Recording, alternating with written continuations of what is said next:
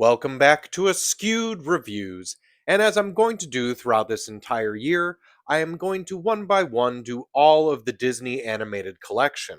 So today, since I already did the first one, I am now doing the 1999 film Fantasia 2000. Here is your trivia question for today. In the Firebird segment, who is the sprite's friendly animal companion? The answer will be at the end of this episode. This time around, we start off with music from Symphony Number 5 by Ludwig van Beethoven. This is the opening sequence where we get to see what looks like butterflies flying through the air, and at some point, either bats or birds that begin to get into some sort of fight with them. Then we move on to Pines of Rome by Ottorino Respighi. This segment is all about a group or family of humpback whales that also have the ability to fly. Then we move on to Rhapsody in Blue by George Gershwin, and this appears to be the life of four characters living in New York City. Next we have Piano Concerto Number 2 by Dmitri Shostakovich, and this is the story of Hans Christian Andersen's The Steadfast Tin Soldier. Then there's the Carnival of Animals finale by Camille Saint-Saëns, where a flock of flamingos play with a yo-yo.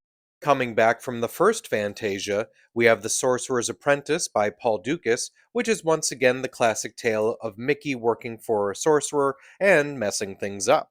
Next, we have Pomp and Circumstance by Edward Elgar, and this is the retelling of Noah's Ark, but this time adding in Donald Duck and Daisy Duck. And finally, we have The Firebird by Igor Stravinsky, where a sprite is waking things up for springtime, unfortunately also waking up a fiery spirit of destruction that causes a volcanic eruption. The working title for this film was Fantasia Continued. This was also the first feature-length animated film to be presented in IMAX. And unfortunately, this also was the beginning of the end for hand-drawn animation Disney movies. There were also quite a few celebrity guests that would open each segment, including Steve Martin, Quincy Jones, Bette Midler, James Earl Jones, Penn and Teller, James Levine, and Angela Lansbury. The music performed in Fantasia 2000 was done by the Chicago Symphony Orchestra. Igor Stravinsky and Ludwig van Beethoven were the only composers to have music appear in both Fantasias.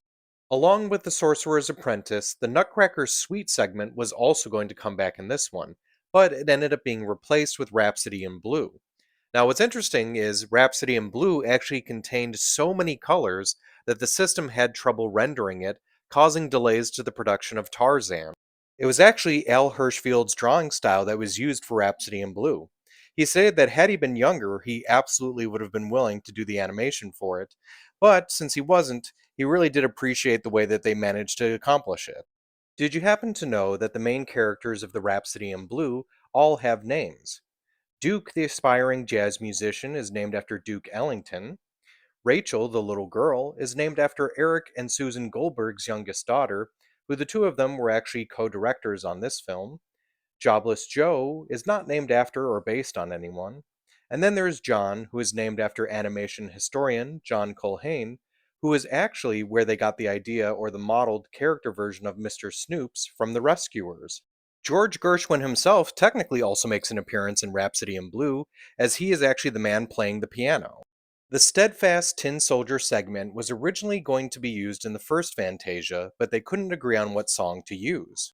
The Carnival of Animals segment was actually completely animated by Eric Goldberg, as he had just finished co-directing Pocahontas.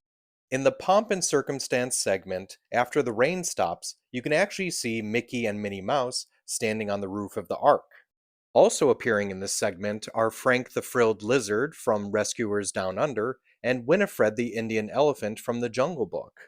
The Firebird segment is actually supposed to be depicting the eruption of Mount St. Helen in 1980. They actually got very far on creating a Fantasia 2006, but unfortunately that fell through. So the span of time between Fantasia and Fantasia 2000 is 59 years, but that's actually not the longest span of time between two Disney sequels. That actually belongs to Bambi and Bambi 2 with 64 years.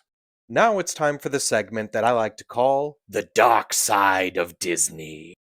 It's actually due to Michael Eisner that Pomp and Circumstance shows up in Fantasia 2000. He had recently been at a graduation and thought the song would do great for the film.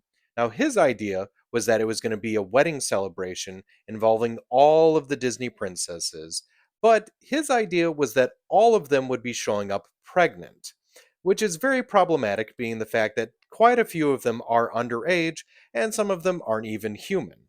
Luckily, the Disney animators refused to work on this idea. So when it comes to the film Fantasia 2000, I really like this one. In fact, in my opinion, I like it much more than the first one because it has so many great segments and they still put Sorcerer's Apprentice into it.